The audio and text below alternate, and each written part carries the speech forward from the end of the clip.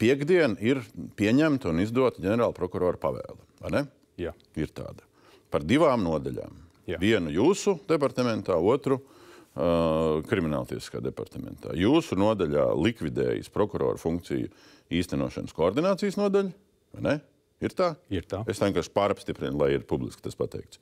Un Krimināltiesiskajā departamentā pievienojas pārceļas noziedzīgi iegūt līdzekļu izmeklēšanas koordinācijas nodaļa. Jā.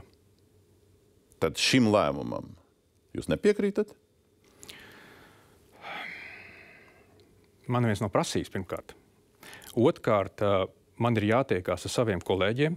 Es vēl neesmu izrunājis ar virsprokuroriem šo jautājumu, ņemot vērā arī to faktu, ka šī pavēle stāsies spēkā aprīlī.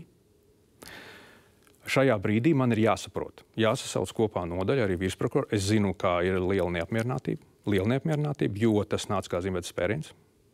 Viņš tika izteikti sapulcēs jau iepriekš. Tā man stāsta. Ja mēs sapulcēs, kā teikt, viedokļi varijē no A līdz Z un atpakaļ. Varbūt ir objektīvi iemesli dēļ.